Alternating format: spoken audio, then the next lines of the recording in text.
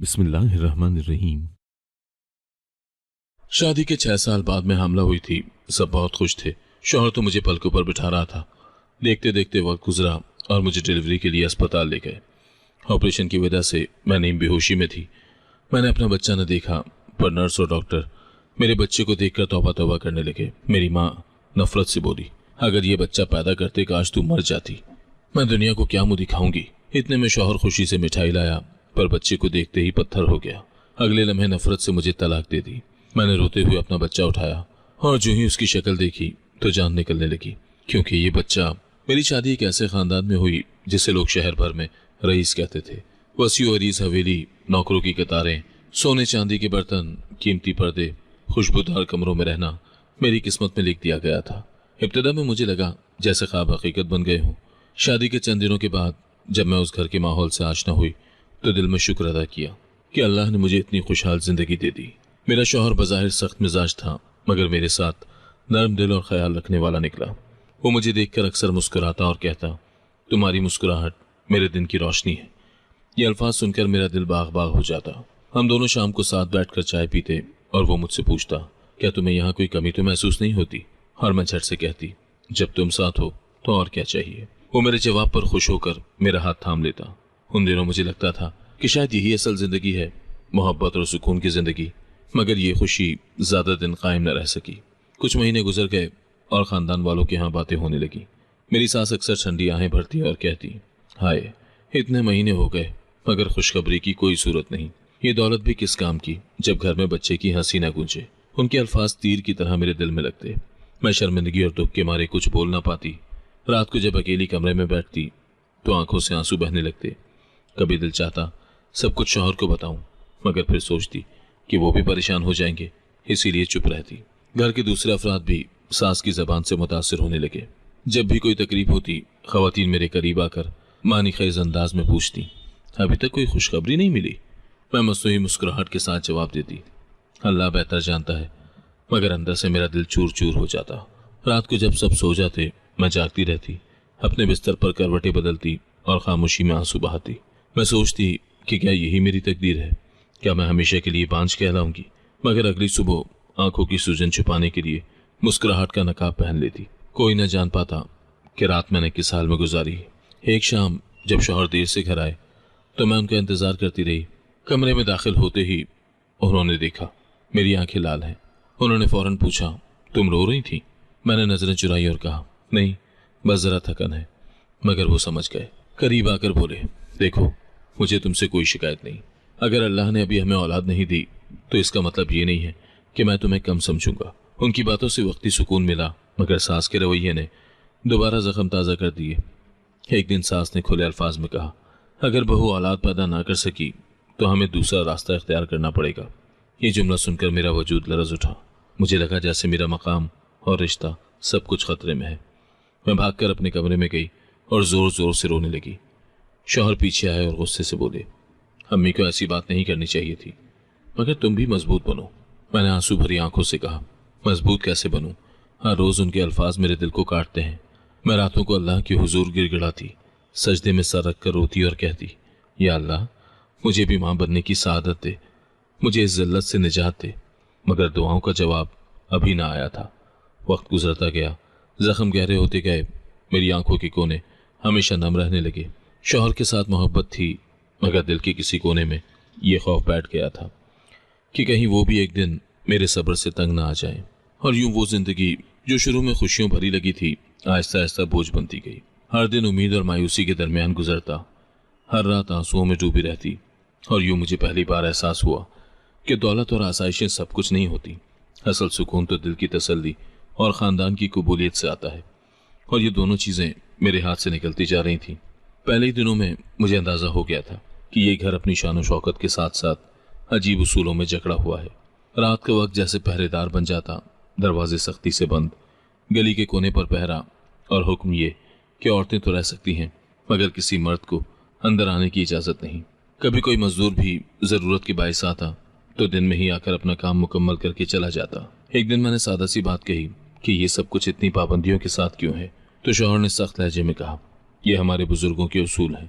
यहाँ औरत की इज्जत सबसे पहले है इसीलिए मर्दों को अंदर आने की इजाजत नहीं। मैं खामोश हो गई, मगर दिल के अंदर ये दीवार और ऊंची लगने लगी। घर के अंदर हर वक्त नौकरानियां और खादमाएं आती जाती रहती, बड़े सहन में दिन भर चहल पहल रहती, मगर इन सब के बीच भी एक अनजानी घुटन थी। शौहर मुझे प्यार जरूर करते थे, मगर उनका शक करने वाला मिजाज कभी कभी मेरा दिल दहला देता। एक दिन एक मजदूर सहन में पौधे ठीक कर रहा था। मैंने सिर्फ पानी लाने को कहा। इतना कहना था कि शौहर कमरे में दाखिल हुए और सख्त आवाज में बोले, क्या जरूरत थी उसे बुलाने की। मैं सहम गई और हल्की सी आवाज में बोली, मैंने सिर्फ पानी मंगवाया था। मगर वो बरहम होकर बोले, तुम्हें समझ नहीं आती, मैं बर्दाश्त नहीं कर सकता कि तुम किसी गैर मर्द से बात करो। उसके बाद कई दिन तक वो मुझसे नाराज रहे। उसी माहौल में एक चेहरा था जिसने मेरा दुख बांटा, जीनत। वो ख्वाजा सरा जो बरसों से इस घर में मुलाजिम थी। दूसरे नौकरों के बरक्स वो ज्यादा खामोश और संजीदा रहती थी। औरतों के लिबास में रहती, मगर बातों में एक अजीब मजबूती थी। पहली बार जब मैंने अपने दिल का बोझ उस पर डाला तो वो देर तक मुझे देखती रही, फिर नरमी से बोली, बीबी, ये दुनिया किसी को सुकून से जीने नहीं देती, बस आप सब्र करें, एक दिन सब आसान हो जाएगा। उसकी बातों में माँ जैसी गर्मी थी। वक्त के साथ मेरा उस पर भरोसा बढ़ने लगा। दिन भर के कामों के बाद जब सब अपने कमरों में जा चुके होते तो मैं जीनत को अपने पास बुलाती। वो कभी मेरे पांव दबाती तो कभी सर सहलाती। एक रात जब मैं बहुत खामोश थी, उसने पूछा, बीबी, क्या आपने कुछ खाया भी है या नहीं। मैंने सर झुकाकर कहा, भूख कहाँ लगती है जीनत, जब दिल ही भरा हो तो पेट कैसे भरे। उसने मेरा हाथ थाम कर कहा, दिल का बोझ बांटने से हल्का हो जाता है, आप मुझसे सब कह दिया करें। कभी कभी वो अपने किस्से सुनाती, कहती, मैंने भी बहुत दुख झेले हैं, मगर मैंने सीख लिया है कि दूसरों को सहारा देना सबसे बड़ी नेकी है। उसकी कहानियां सुनकर मेरा दिल मजबूत होने लगता। मैं सोचती कि अगर ये इतनी सख्त जिंदगी के बावजूद मुस्कुरा सकती है तो मैं क्यों नहीं। एक दिन घर में मेहमान आए। सब औरतें अपने जेवरात और बच्चों के साथ बैठी थी। किसी ने मुझसे कहा, बहू जी, आपके पास तो वक्त ही वक्त है, औलाद ना हो तो फुर्सत ही फुर्सत। उनकी कह कहे मेरे दिल को छलनी कर गए। मैं अंदर आकर रोने लगी। जीनत कमरे में आई और पूछा, ये आंसू क्यों। मैंने सब बताया। वो सुनकर बोली, दुनिया के अल्फाज जहर होते हैं, लेकिन अगर हम इन्हें दिल में जगह ना दें तो हमें नहीं काटते। फिर उसने मेरा सर अपनी गोद में रखकर कहा, आप मेरी बहन जैसी हैं, आपको कुछ भी बर्दाश्त करने की जरूरत नहीं। मेरी सास अक्सर कहती, जीनत को बहू के करीब ना होने दो, ये ख्वाजा सरा है, औरत नहीं। मगर मुझे लगता था कि जीनत ही मेरा असल साथी है। एक बार मैं बीमार पड़ी तो जीनत ने पूरी रात मेरा ख्याल रखा। मेरे माथे पर पानी की पट्टियां रखती रही और बार बार कहती, अल्लाह शिफा दे। सुबह जब शौहर कमरे में आए तो हैरान रह गए। जीनत मेरे पास बैठी जाग रही थी। उन्होंने बस इतना कहा, तुम्हें आराम की जरूरत थी, लेकिन ये जागी रही। उस दिन के बाद शौहर भी खामोशी से उसकी कुर्बानी को मानने लगे। कभी कभी जीनत मेरे कमरे की खिड़की से चांद को देखकर बोलती, बीबी, ये चांद हर दुख सहने वाली का राजदार है, इसे देखें, दिल हल्का हो जाएगा। मैं हैरान रह जाती कि एक ख्वाजा सरा इतने नरम दिल का कैसे हो सकता है। घर के अंदर सियासत भी कम न थी। नौकरानी आपस में चुगलियां करती रहती। कोई कहता कि मैं गुरूर में हूँ, कोई कहता कि जीनत का साया मुझ पर ज्यादा है। एक दिन एक नौकरानी ने सास के कान भर दिए कि बहू हर वक्त जीनत के साथ रहती है, बाकी मुलाजिमों से बात ही नहीं करती। सास ने मुझे बुलाकर डांटा, ये सब क्या है, एक ख्वाजा सरा ही तुम्हारी दुनिया है। मैं खामोश रही। बाद में जीनत ने कहा, आप फिक्र न करें, लोग बातें करते ही हैं। यूं वक्त गुजरता गया। शौहर का गुस्सा, सास के ताने और खानदान के उसूल मेरे लिए एक दीवार थे, मगर जीनत इस दीवार में खिड़की की तरह थी जिससे रोशनी आती थी। वो रोशनी कभी दुआ की शक्ल में, कभी किसी कहानी की सूरत में और कभी एक लम्स की सूरत में मेरे दिल तक पहुंचती। अगर वो ना होती तो शायद मैं बहुत पहले ही टूट जाती। जीनत का रवैया वक्त के साथ और भी वाज़ेह हो गया था। जीनत का एक और पहलू था जो सबसे मुख्तलिफ था। जब भी घर में खाने का सामान आता तो वो उसमें से कुछ हिस्सा निकाल कर गरीबों के लिए पका लेती। एक दिन मैंने उसे बावर्ची खाने में चावल अलग करते देखा तो पूछा, ये कहाँ जा रहे हैं। उसने मुस्कुरा कर कहा, बीबी जी, बाहर जो झोंपड़ियाँ हैं वहाँ के बच्चों को भूख लगी होगी। मैं हैरान रह गई। इस घर में जहाँ फजूल खर्ची आम थी, वहाँ ये ख्वाजा सरा बचाकर दूसरों को खिला रहा था। मैंने कहा, तुम ये सब अपने पैसों से करते हो। वो बोली, जी, जितना मिलता है उसमें से बांट देती हूँ। उसका दिल मेरे लिए मजीद नर्म हो गया। एक दिन शाम को मैं कमरे में रो रही थी। शौहर किसी बात पर नाराज होकर बाहर गए थे। मैंने जब्त न किया और जीनत को बुला लिया। वो मेरे पास आकर बैठ गई। मैंने रोते हुए कहा, जीनत, कभी कभी लगता है कि ये जिंदगी मुझे बहुत कठिन इम्तहान में डाल रही है। उसने मेरा हाथ अपने हाथों में लेकर कहा, बीबी, अल्लाह किसी को उसकी ताकत से ज्यादा नहीं आजमाता। आपके लिए जो लिखा है वो ही बेहतर है। फिर उसने अपना आंचल मेरे आंसू पोंछने के लिए दिया। कभी वो मेरे लिए खास तौर पर तेल गर्म करती और मेरे सर का मसाज करती। इस दौरान अपनी जिंदगी की बातें सुनाती। एक रात उसने कहा, बीबी, मैंने अपनी माँ को बहुत कम उम्र में खो दिया था। मेरे अब्बा ने मुझे कबूल न किया। फिर मैं दर बदर भटकती रही। इस हवेली ने मुझे पनाह दी। मैंने हैरान होकर पूछा, तुमने इतने दुख सहने के बाद भी दूसरों को क्यों सहारा दिया? वो धीरे से बोली, शायद इसलिए कि मैं जानती हूँ दुख क्या होता है। उस लम्हे मैंने उसे सिर्फ ख्वाजा सरा नहीं बल्कि इंसानियत का रोशन चेहरा समझा। इसी दौरान घर के माहौल में कुछ तब्दीली आने लगी। मेरी सास जो पहले हर वक्त आने देती थी, अब कभी कभी चुप रहने लगी। शायद वो भी थक गई थी। मगर शौहर का रवैया अब भी सख्त था। जीनत अक्सर मेरे और उनके दरमियान पुल बन जाती। एक बार शौहर ने गुस्से में कहा, यह घर के उसूलों पर चलता है, तुम हर वक्त शिकायतें न किया करो। मैं चुप रही, मगर जीनत बाद में मेरे पास आकर बोली, बीबी, आपने जवाब ना देकर बहुत अच्छा किया। शौहर को वक्त दें, एक दिन वो खुद बदल जाएंगे। कुछ दिन के बाद मेरी तबीयत बदलने लगी। कभी कमर दर्द, कभी मतली। पहले मैंने तवज्जो न दी, मगर जीनत ने फौरन पहचान लिया। उसने कहा, बीबी, लगता है दुआ कबूल हो गई है। मैंने डरते डरते हंसकर कहा, ऐसी बात मत करो, मेरा दिल धड़कने लगता है। उसने इसरार किया कि हकीमा को बुलाया जाए। हकीमा आई और खबर दी कि मैं वाकई उम्मीद से हूँ। मेरी आंखों से आंसू निकल पड़े। मैंने जीनत का हाथ पकड़कर कहा, यह सब तुम्हारी दुआ का नतीजा है। वो हंसी और बोली, नहीं बीबी, ये सब अल्लाह का करम है। जब ये खबर शौहर तक पहुंची तो उनके चेहरे पर बरसों के बाद हकीकी मुस्कुराहट देखी। उन्होंने खुशी में मिठाइयाँ मंगवाई और सब में तकसीम की। घर के सहन में पहली बार ऐसा लगा कि जश्न है। नौकरानियाँ एक दूसरे को मुबारकबाद दे रही थी। सास ने भी लम्हा भर को खुशी जाहिर की, मगर मैं जानती थी कि मेरी असल दुआ गो जीनत है। उस लम्हे मुझे लगा जैसे उसकी आंखों में भी नमी है, मगर होठों पर शुक्राने की मुस्कुराहट। शौहर ने खुद जीनत को बुलाकर कहा, अब तुम्हारी जिम्मेदारी है कि मेरी बीवी का ख्याल रखो। ये सुनकर जीनत ने आजिज़ी से कहा, यह तो मेरा फर्ज है साहब। फिर उसने मुझे आहिस्तगी से कहा, देखा बीबी, अल्लाह ने आपको इज्जत भी दी और खुशी भी। अब आपको सिर्फ आराम करना है। वक्त के साथ मेरा दिल बदलने लगा। वो तन्हाई, वो ताने सब जैसे दूर होने लगे। जीनत हर लम्हा मेरे करीब रहती। कभी मुझे दवा याद दिलाती, कभी कहती, बीबी, ज्यादा ना चलो, आराम करो। उसकी खिदमत में ऐसी मोहब्बत थी जो रिश्तों से बढ़कर थी। यूं वो दुआ जो उसने एक दिन मेरे सर पर हाथ रख कर दी थी, हकीकत में ढल गई। मेरी दुनिया जो अंधेरों में डूबी थी, अब रोशनी से भरने लगी। और उस रोशनी के पीछे वही एक इंसान खड़ा था जिसे लोग ख्वाजा सरा कहकर कमतर समझते थे, मगर जो दरअसल मेरी जिंदगी का सबसे कीमती सहारा था। बच्चे की पैदाइश का लम्हा आया तो पूरे घर में जैसे हलचल मच गई। दाई और नर्स अंदर थी, सास बाहर सहन में चल रही थी और शौहर खुशी से मिठाइयाँ तकसीम करने की तैयारी कर रहे थे। कई घंटे की तकलीफ के बाद जब बच्चे की पहली आवाज़ गूंजी तो हर कोई दौड़ता हुआ कमरे की तरफ आया। नर्स ने कपड़े में लिपटा बच्चा सबको दिखाया तो हैरत की लहर दौड़ गई। बच्चे का रंग सांवला था और चेहरे के खदुखाल किसी के वहम गुमान में भी न आने वाली मुमासलत रखते थे। सबने एक दूसरे की तरफ देखा और चहमगोइयाँ शुरू हो गई। सास ने सबसे पहले जोर से चीख मार कर कहा, या अल्लाह, ये क्या हो गया? ये तो हमारी नाक कट गई। उनकी आवाज़ पूरे सहन में गूंजी। वो बार बार दोहराने लगी, ये बच्चा हमारे ख़ानदान की इज्जत खाक में मिला देगा। बाकी ख़वातीन ने भी मुंह पर हाथ रखे और सरगोशियाँ शुरू कर दी। किसी ने कहा, यह शक्ल तो बड़ी अजीब है। किसी ने कहा, ऐसा लगता है जैसे किसी और का खून है। उस लम्हे किसी ने भी ये सोचने की कोशिश न की कि यह बच्चा एक मासूम है। मैं बेहोशी के आलम में थी, लेकिन आहिस्ता आहिस्ता मेरी समात ने वो अल्फाज सुन लिए। मेरी आंखें खुली और दिल दहल गया। मैंने नर्स से कमज़ोर आवाज़ में पूछा, मेरा बच्चा कहाँ है?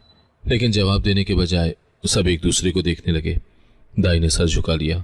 इससे पहले कि मैं कुछ समझती, शौहर हाथ में मिठाई की टोकरी लिए कमरे में दाखिल हुए। उनके चेहरे पर मुस्कुराहट थी। वो बोले, मैं सबको खुशखबरी देने जा रहा था, लेकिन जो ही उन्होंने बच्चे को देखा उनके कदम डगमगा गए। मिठाई की टोकरी हाथ से छूटकर जमीन पर गिर गई। उनके चेहरे का रंग बदल गया। वो लरसती आवाज में बोले, ये क्या है? ये कैसे मुमकिन है? ये बच्चा, ये मेरा बेटा नहीं लगता। उनकी चीख ने कमरे की खामोशी को तोड़ दिया। दाई और नर्सें खौफजदा होकर पीछे हट गईं। सास अंदर दाखिल हुई और उनके लहजे में जहर टपक रहा था। मैंने पहले ही कहा था, ये बहू कुछ न कुछ खेल कर आई है। देखो, बच्चे की शक्ल जीनत से मिलती है। ये सुनते ही सबकी नजरें जीनत पर पड़ी, जो कमरे के कोने में खड़ी थी। जीनत ने हड़बड़ाकर कहा, बीबी जी, मैंने कुछ नहीं किया, ये बच्चा आपका ही है। लेकिन किसी ने उसकी बात पर कान न धरे। शौहर ने गुस्से से कहा, चुप रहो, तुम्हारे मुंह से अब एक लफ्ज न सुनूं। मैंने सिसकी भरते हुए कहा, आप ये कैसी बात कर रहे हैं? ये बच्चा मेरा है, आपका है, हमारा है। मगर वो आग बगोला हो गए। नहीं, ये बच्चा मेरा नहीं हो सकता। तुमने हम सबको धोखा दिया है। कमरे में हलचल मच गई। मिठाई जो खुशी के लिए रखी थी, वो अब कदमों तले मसल रही थी। रिश्तेदार एक दूसरे को देखकर इशारे करने लगे। कोई कहता, वाकई बच्चा तो बिल्कुल जीनत जैसा है। कोई कहता, ये खानदान की बर्बादी है। मेरा दिल कांपने लगा। मैंने अपने कमजोर जिस्म के साथ उठने की कोशिश की और कहा, मेरी बात सुने, खुदा के लिए शक न करें। लेकिन शौहर ने हाथ उठाकर कहा, बस एक लफ्ज और नहीं। जीनत आगे बढ़ी और मेरे करीब आकर बोली, बीबी हिम्मत रखें, अल्लाह जानता है कि आप बेकसूर हैं। उसकी आंखों में आंसू थे, लेकिन शौहर ने उसे धक्का दिया और चिल्लाए, ये सब इसी का किया धरा है। सास ने भी साथ दिया। हाँ, मैं कब से कह रही थी कि ये ख्वाजा सरा घर में मुसीबत लाएगा। कुछ देर के बाद पूरे घर में शोर मच गया। मेहमान जो खुशी की खबर सुनने आए थे, वो अब चुपचाप एक दूसरे को देखकर सर झुका रहे थे। कुछ तो बगैर कुछ कहे वापस जाने लगे। मिठाई की खुशबू अब कमरे में बोझ बन गई थी। मेरी हालत नीम बेहोशी की सी थी, मगर अंदर ही अंदर सब समझ रही थी। ये खुशी जो मेरे लिए जिंदगी का सबसे बड़ा लम्हा थी, चंद ही घड़ियों में जहर बन गई। दाई ने बच्चा मेरी गोद में देने की कोशिश की, मगर सास ने रोक दिया। नहीं, ये बच्चा बहू को ना देना, ये नापाक खून है। मैंने कमजोर आवाज में कहा, वो मेरा बेटा है, मुझे दो। मगर किसी ने मेरी बात ना सुनी। शौहर कमरे से बाहर निकल गए और सहन में जोर जोर से चलने लगे। बाकी लोग उनके पीछे हो दिए। जीनत ने डरते डरते बच्चा उठाया और आहिस्ता से मेरे पास लाकर कहा, बीबी, ये आपका है, इसे गले लगा लें। दुनिया कुछ भी कहे, हकीकत नहीं बदलती। मैंने कांपते हाथों से बच्चे को थामा। उसकी सांसें गर्म थीं, उसकी आंखें बंद थीं। वो पूरी तरह बेखबर था कि उसकी पैदाइश ने किस तूफान को जन्म दिया है। मेरी आंखों से आंसू गिरने लगे। उसी वक्त शौहर वापस आए। उनकी आंखों में शक, गुस्सा और नफरत सब कुछ झलक रहा था। वो दहाड़ कर बोले, मैंने अपनी जिंदगी में ऐसा दिन न सोचा था। ये कैसे मुमकिन है कि मेरा वारिस शक्ल में किसी और जैसा हो। मैंने लरसते लहजे में कहा, यह आपका खून है, मेरा यकीन करें। मगर वो सुनने को तैयार न थे। उनके लफ्ज खंजर की तरह मेरे दिल में उतर रहे थे। यूं वो लम्हा जो मेरे लिए सबसे बड़ी खुशी का होना चाहिए था, खानदान के लिए शर्मिंदगी और शौहर के लिए शक बन गया। घर का माहौल मातम खुदा बन गया। जहां हंसी खुशी की आवाज़ें गूंजती थीं, वहां सरगोशियों और बदगुमानियों का शोर था। और मैं अपने मासूम बच्चे को सीने से लगाए ये सोच रही थी कि किस्मत ने मुझसे कैसा इम्तहान लिया है। शौहर के दिल में उठा हुआ शक जहर की तरह फैलने लगा। बच्चा जैसे ही गोद में आया, उसके चेहरे की खदुखाल ने आग लगा दी। सास बार बार कह रही थी, ये खानदान की इज्जत का जनाजा है, ये बहू ने हम सबको रुस्वा कर दिया है। शौहर पहले खामोश थे, फिर अचानक उनकी आंखों में एक अजीब सी सख्ती आ गई। उन्होंने गुस्से से कहा, यह कैसे मुमकिन है? अगर बच्चा मेरा है तो फिर जीनत की झलक इसमें क्यों है? सास ने मौका गनीमत जाना और फौरन बोली, मैं तो कब से कह रही थी ये सब खेल खेल रही है। वो ख्वाजा सरा औरत नहीं बल्कि मर्द है, इसीलिए ये सब कुछ हुआ। ये अल्फाज शौहर के दिल पर यूं लगे जैसे किसी ने जलती लकड़ी में पेट्रोल डाल दिया हो। उन्होंने चीख कर कहा, क्या ये सच है? क्या तुम दोनों ने मिलकर हमें धोखा दिया? मैंने कांपती आवाज में कहा, नहीं, खुदा के लिए ऐसा मत कहें, मैं बेकसूर हूँ। मगर वो कुछ सुनने को तैयार न थे। उन्होंने अचानक जोर से कहा, मैं अभी फैसला करता हूँ, और सबके सामने ऐलान कर दिया कि तुम्हें तलाक दी। वो लम्हा ऐसा था जैसे ज़मीन मेरे कदमों से निकल गई हो। इसी दौरान उन्होंने जीनत की तरफ रुख किया। वो बेचारी कोने में खड़ी थी, चुपचाप सब कुछ देख रही थी। शौहर आगे बढ़े और एक जोरदार थप्पड़ उसके मुंह पर दे मारा। फिर बार बार मुक्के बरसाने लगे। जीनत के माथे से खून बहने लगा। मैं चीखी, खुदा के लिए छोड़ दें उसे, उसका कोई कसूर नहीं। मगर किसी ने मेरी बात ना सुनी। बाकी लोग भी आगे बढ़कर जीनत को बुरा भला कहने लगे। कोई कहता, ये मनहूस है, इसी ने ये सब किया है। कोई कहता, ऐसे लोगों को घर में रखना ही गलत था। जीनत फिर भी खामोश रही। वो सिर्फ मुझे ही देख रही थी, जैसे आंखों ही आंखों में कह रही हो कि हिम्मत रखो। उसके लब बंद थे, मगर खामोशी में भी एक सब्र था। उसकी ये हालत देखकर मेरा दिल खून के आंसू रो रहा था। मेरी सांस ने मजीद जहर खोला। देखो, अगर ये बच्चा बहू का सही खून होता तो ऐसा न लगता। इसका चेहरा उस ख्वाजा सरा से कैसे मिल सकता है? यही सबसे बड़ा सबूत है कि बहू ने हमें धोखा दिया है। रिश्तेदार भी उनकी हाँ में हाँ मिलाने लगे। कोई आगे बढ़कर कहता, ये खानदान की बर्बादी है, अब तो रिश्ता खत्म होना बेहतर है। चंद ही लम्हों में वो घर जो मेरा ठिकाना था अजनबी बन गया। खानदान की औरतें मुझे घूरती और सरगोशियां करती। मर्द हजरात मुझे तेज नजरों से देखते और होंठ भींच कर कहते, ये सब बेहयाई का नतीजा है। मैं अपने बच्चे को सीने से लगाए बार बार दोहराती, मैं बेकसूर हूँ, ये सब झूठ है।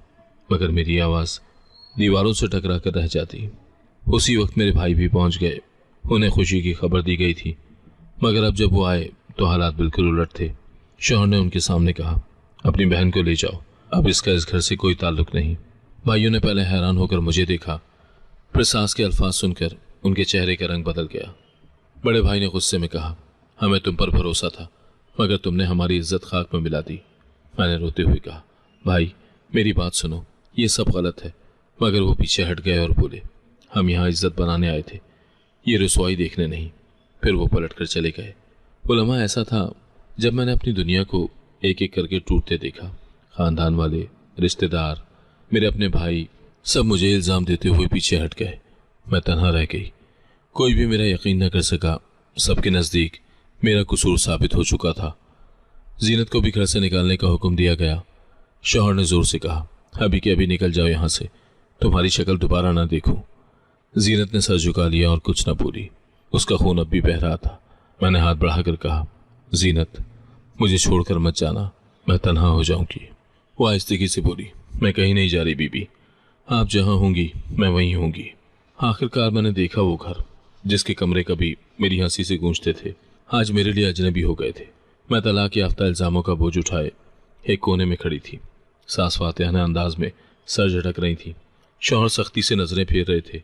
भाई मेरा साथ छोड़कर जा चुके थे। दुनिया मुझे गुनहगार कह रही थी। सिर्फ एक साया था जो मेरे साथ खड़ा था, जीनत। वो जख्मी थी, खून में भीगी थी, मगर उसकी आंखों में मेरे लिए एक अहद था।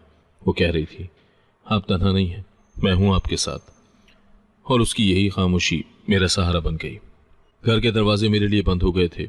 सास ने सबको उकसा दिया था कि मैं अब उस खानदान की काबिल नहीं रही। शौहर के अल्फाज और भाइयों के ताने मेरे दिल पर हथौड़े की तरह लगे। सब एक एक करके रुखसत हो गए और मैं कमरे के कोने में सिमटी बैठी थी, बच्चे को गोद में लेकर रोती रहती। मेरी हिचकियां पूरे घर में गूंज रही थी। जीनत पास आकर बैठ गई। उसने कपड़े का पुराना दुपट्टा मेरे बच्चे पर डाला और आहिस्तेगी से कहा, बीबी ये सब वक्त का खेल है। लोग कुछ भी कहें, मगर सच एक दिन सबके सामने आ जाएगा। मैंने रोते हुए कहा, जीनत मैंने कौन सा गुनाह किया है? ये बच्चा मेरा है, मेरे शौहर का है, फिर भी सब मुझे ही ताने दे रहे हैं। जीनत ने मेरे आंसू साफ करते हुए कहा, लोग आंखों से नहीं देखते, वो कानों से सुनते हैं और जबानों पर भरोसा करते हैं। अभी वही सब पर भारी है, मगर मैं जानती हूँ कि आप बेकसूर हैं। उसके अल्फाज ने मेरे अंदर जरा सा सुकून डाला। अगले दिन जब मैंने बाहर सहन में कदम रखा तो बाकी औरतें जोर जोर से बातें करने लगी। एक ने कहा, देखो यही है वो औरत जिसने खानदान की नाक कटवाई। दूसरी ने क्या कहा लगाया, अब देखना इसे कोई सहारा नहीं मिलेगा। मैंने चेहरा झुका लिया और जल्दी से कमरे में वापस आ गई। जीनत मेरे पीछे पीछे आई। उसने दरवाज़ा बंद किया और कहा, बीबी इनकी बातों पर ध्यान ना दे। ये वही लोग हैं जो कल आपके साथ खाते थे और आज दुश्मन बन गए हैं। उस दिन शाम को एक पुराना मुलाजिम आया। वो कई सालों से इस हवेली में काम कर रहा था। उसने आहिस्ता से कहा, बीबी जी मुझे अफसोस है कि ये सब हुआ, मगर आप फिक्र न करें, जीनत आपका साथ नहीं छोड़ेगी। ये सुनकर मेरी आंखें भर आईं।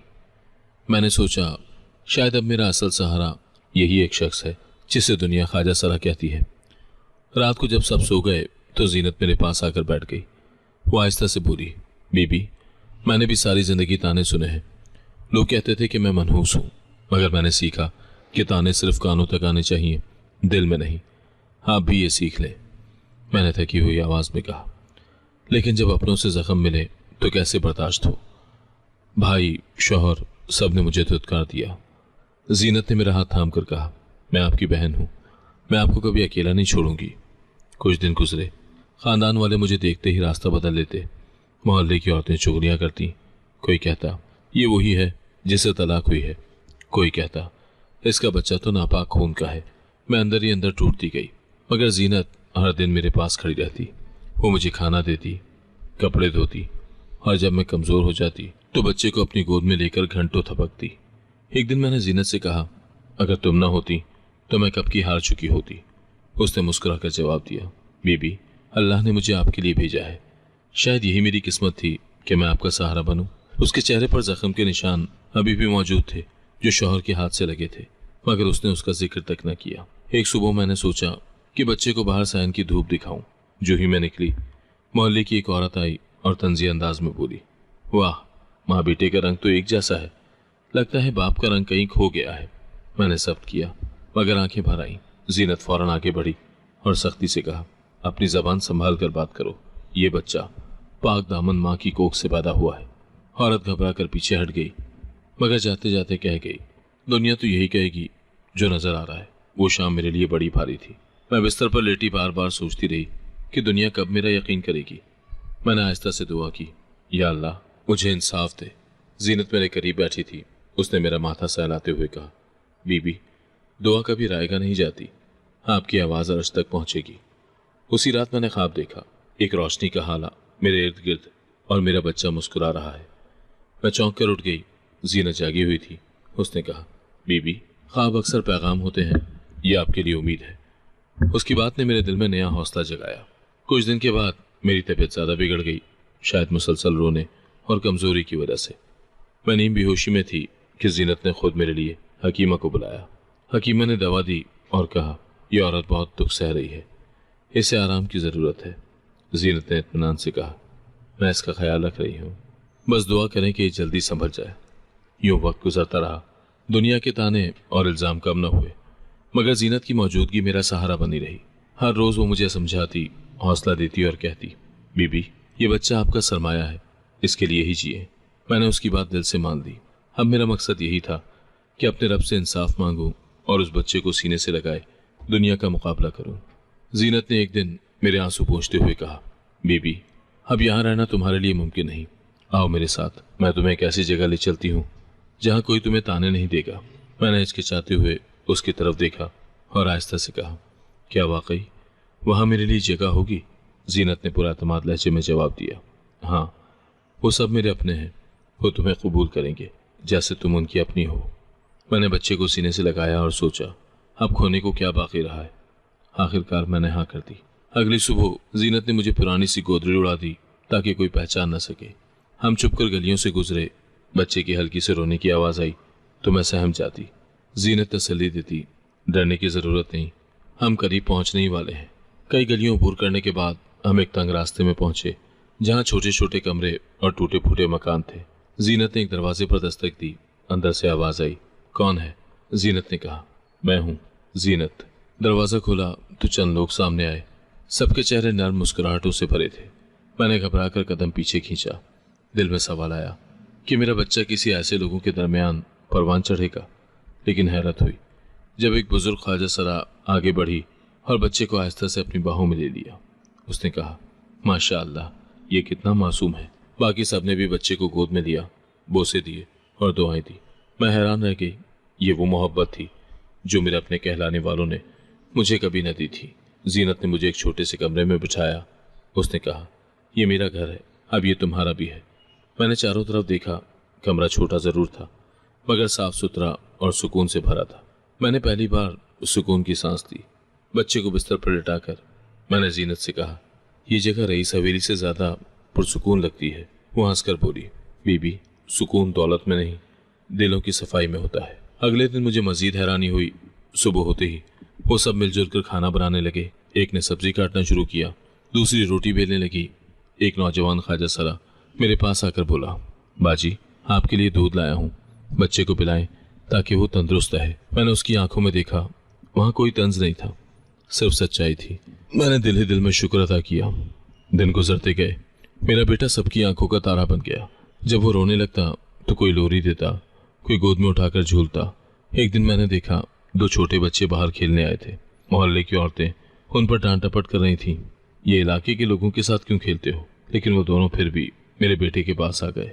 उन्होंने कहा, ये तो हमारा भाई है, हम इसके साथ खेलेंगे। उस दिन मुझे एहसास हुआ कि मासूमियत के लिए दुनिया के उसूल बेमायनी है। जीनत अक्सर मुझे बाहर के बाजार में ले जाती, वहाँ लोग उसे सलाम करते, हंसते, बात करते, कुछ तो उससे दुआ करवाने भी आते। एक दिन एक औरत ने आकर कहा, जीनत बाजी, मेरे शौहर बीमार हैं, आप दुआ करें। जीनत ने फौरन हाथ उठाए और दुआ की।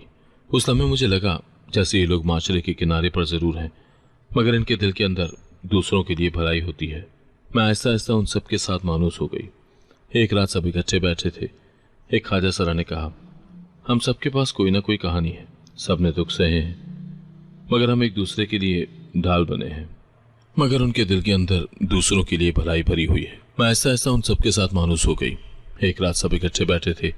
एक ख्वाजा सरा ने कहा, हम सब के पास कोई ना कोई कहानी है, सब ने दुख सहे हैं, मगर अब हम एक दूसरे के लिए ढाल हैं। बहन जी, आप भी हमारी कहानी का हिस्सा हैं। मैंने आंखों में नमी लिए कहा, आप सब ने मुझे वो सुकून दिया जो मेरे अपने न दे सके। जीनत अक्सर मेरे बेटे के पास बैठती और उसके माथे पर हाथ रखकर कहती, ये बच्चा तुम्हारा मान है, हम सब इसका सहारा बनेंगे। एक दिन उसने मजीद कहा, बीबी, मैं वादा करती हूँ ये बच्चा कभी तन्हा नहीं होगा, चाहे दुनिया इस पर शक करे, मगर हम सब इसके साथ होंगे। उसके अल्फाज ने मेरे दिल में उम्मीद की शम्मा रोशन कर दी। एक दिन मैंने महल के कोने पर चंद मर्दों को हमारे बारे में बात करते सुना।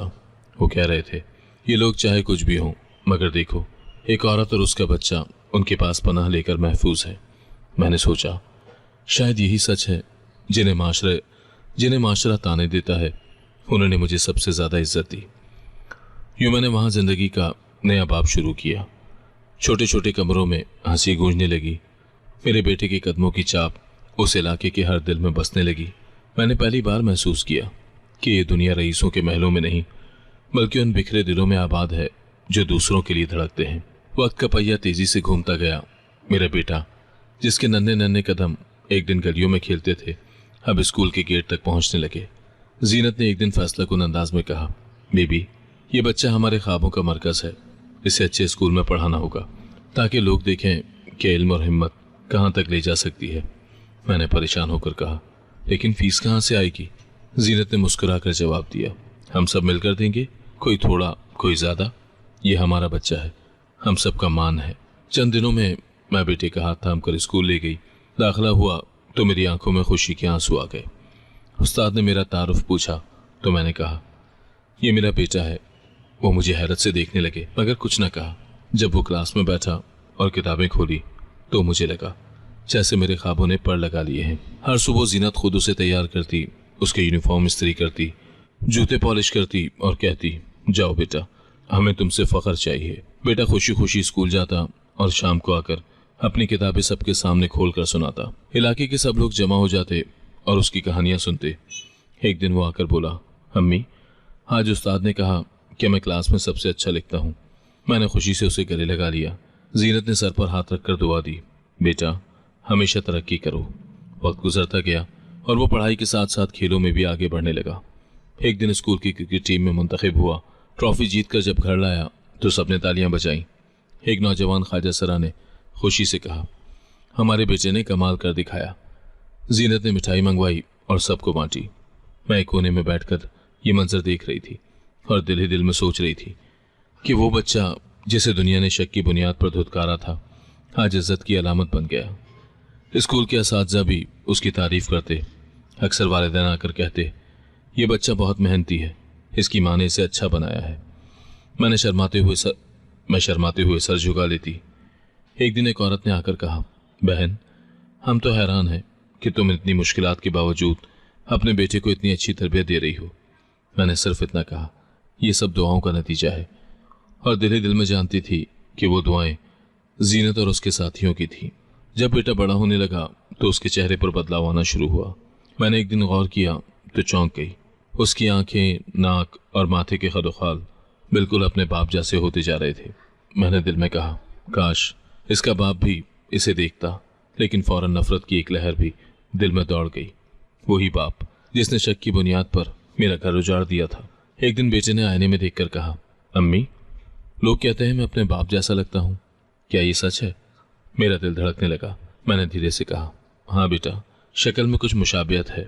उसने तजस्सुस से पूछा, क्या वो अच्छे इंसान थे? मैं लम्हे भर को खामोश रही, फिर जवाब दिया, इंसान अच्छा तब होता है जब वो अपने प्यारों पर भरोसा करे। बेटे ने मजीद कुछ न पूछा, मगर मैंने उसकी आंखों में सवाल देख लिया। उधर जीनत और उसके साथी बेटे के ख्वाबों को मजीद परवान चढ़ाने लगे। एक दिन सबने मशवरा किया कि उसे शहर के सबसे अच्छे स्कूल में भेजना चाहिए। एक ख्वाजा सरा ने कहा, हम दिन भर मेहनत करेंगे, किसी को शादी में नाचना पड़े तो करेंगे, मगर इसकी तालीम पर समझौता नहीं करेंगे। मैंने हैरानी से कहा, क्या वाकई आप सब ये कर सकते हैं? जीनत ने मजबूत लहजे में कहा, बीबी, ये हमारी जिंदगी का मकसद है। यूं मेरा बेटा बड़े स्कूल में पढ़ने लगा। वह हर रोज नई कामयाबियां लाता। एक दिन जब उसने जिलाई सतह पर मजमून नवीसी का इनाम जीता तो अखबार में उसकी तस्वीर छपी। इलाके के लोग हैरान रह गए। एक औरत ने कहा, ये तो वही बच्चा है जो ख्वाजा सराओं के दरमियान पल रहा है। दूसरी ने कहा, फिर भी कमाल कर दिखाया। ये बातें सुनकर मेरा दिल खुशी से भर गया।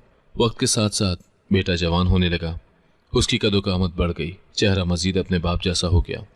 मैं जब भी उसे देखती दिल में एक अजीब कैफियत पैदा होती। कभी बाप की याद आती, कभी उसकी बेरहमी। एक दिन जीनत ने कहा, बीबी, शक्ल में चाहे जो भी मुशाबियत हो, किरदार तुम्हारे जैसा होगा। तुमने इसे मेहनत और सच्चाई सिखाई है, यही असल विरासत है। अब मेरा बेटा मोहल्ले में सबकी उम्मीद बन गया था।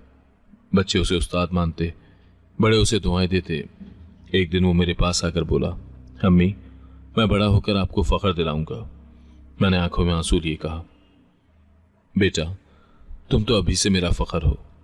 जीनत करीब खड़ी थी। उसने भी कहा, हाँ बेटा, तुमने हमारी मेहनत का सिला दे दिया। यूं वो बच्चा जो तानों के साए में पैदा हुआ था, मोहब्बत और दुआओं के साए में जवान हो गया। अब उसकी आंखों में ख्वाब थे और मेरे दिल में ये यकीन कि वो ख्वाब एक दिन हकीकत बन जाएंगे। 10वीं जमात का नतीजा आया तो मोहल्ले भर में जश्न सा हो गया। मेरे बेटे का नाम फहरिस्त में सबसे ऊपर था। असातिज़ा ने फ़ोन करके मुबारकबाद दी।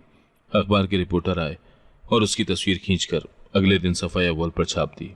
न्यूज़ चैनल्स ने भी खबर दी, राहों की बस्ती का बच्चा पूरे ज़िले में अव्वल।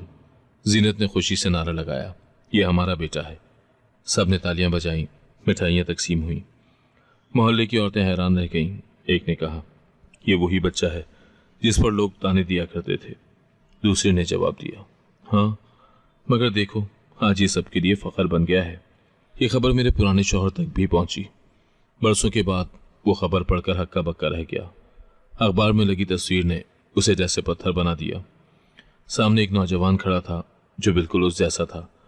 वो सोचता रहा, ये मेरा ही खून है, ये मेरा ही वारिस है। उसका दिल तड़पने लगा।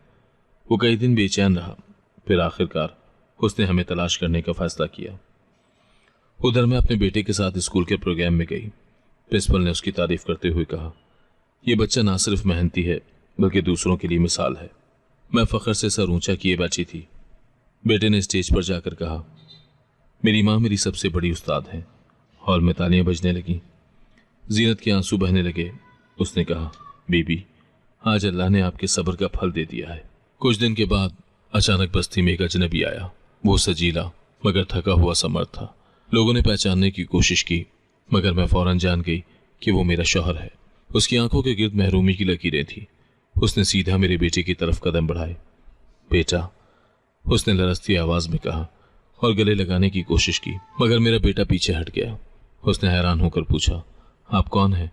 शौहर ने रोते हुए कहा, मैं तुम्हारा बाप हूं, तुम मेरे खून हो। बेटे ने तेज लहजे में जवाब दिया, मेरा बाप वो है जिसने मुझे मेहनत सिखाई, जो हर दिन मेरे लिए कुर्बानियां देता रहा। वो आप नहीं है। उसके अल्फाज ने पूरे मजमे को खामोश कर दिया। जीनत आगे बढ़कर बेटे के कंधे पर हाथ रखकर बोली, बेटा, गुस्सा न करो। लेकिन बेटे की आंखों में सर्द महरी थी। शौहर ने मेरी तरफ देखा। उसकी आंखों में पछतावे के साए थे। उसने आहिस्ता से कहा, मैंने बहुत बड़ी गलती की थी। मैंने तुम पर शक किया, तुम्हें छोड़ दिया, मगर आज मुझे एहसास हुआ कि ये बच्चा मेरा ही अक्स है। मैंने सख्त लहजे में कहा, अब एहसास हुआ? जब सब इल्जाम लगा रहे थे तो तुमने एक लम्हे को भी मेरा साथ ना दिया। वो घुटने टेक कर जमीन पर बैठ गया। उसने कहा, मैंने दूसरी शादी की, फिर तीसरी भी की, मगर औलाद ना हुई। अल्लाह ने मेरा गुरूर तोड़ दिया। अब मैं खाली हाथ तुम्हारे सामने आया हूँ। मोहल्ले के लोग जमा हो गए। कोई सर हिला रहा था, कोई सरगोशियां कर रहा था। मेरा बेटा आगे बढ़ा और कहा, मैं आपको पहचानता नहीं, आप मेरे लिए अजनबी हैं, मेरे लिए माँ ही सब कुछ है। ये कहकर वो मेरे करीब आकर खड़ा हो गया। जीनत ने खामोशी से ये सब देखा। उसकी आंखों में भी आंसू थे, मगर होठों पर सब्र की मुस्कुराहट। शौहर ने एक बार फिर मुझे मुखातिब किया। मैं अपनी गलती मानता हूँ, अगर तुम चाहो तो मुझे माफ़ कर दो, मैंने सर्द लहजे में कहा।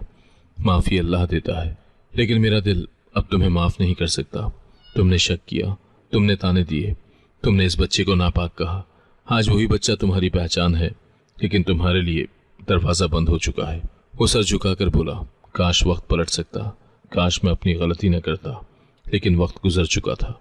मैंने बच्चे का हाथ पकड़ा और कहा, चलो बेटा, हमें अपनी मंजिल की तरफ देखना है, पीछे मुड़कर नहीं। शौहर देर तक हमें जाता देखता रहा। उसके आंसू जमीन पर गिरते रहे। वो अपनी महरूमियों के साथ खड़ा रह गया। बस्ती के लोग कहने लगे, यही इंसाफ है। जिसने बीवी और बेटे पर शक किया, आज वही महरूमी उसका मुकद्दर बनी। जीनत ने मेरी तरफ देखकर कहा, बीबी, आप जीत गई हैं, ये आपके सब्र की जीत है। मैंने सर हिलाकर कहा, हाँ जीनत, ये मेरा नहीं, तुम्हारा भी सब्र था। यूं वो दिन ख़त्म हुआ। बेटे ने फिर पढ़ाई पर तवज्जो दी। मैंने दिल से शुक्र अदा किया कि रब ने मेरे लिए वो इंसाफ दिखा दिया जिसका मैं बरसों से इंतज़ार कर रही थी। और मेरा शौहर, वो अपनी महरूमियों के बोझ तले दबकर राहों की बस्ती से खाली हाथ वापस चला गया। शौहर जब बस्ती में दूसरी बार आया तो उसके हाथ में कई तोहफे थे।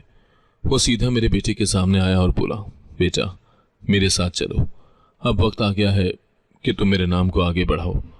मैं तुम्हारी तालीम, तुम्हारे ख्वाब, सब कुछ पूरा करूंगा। मेरा बेटा चौंक कर उसकी तरफ देखने लगा। उसने जवाब दिया, मैं किसी और के साथ क्यों जाऊं?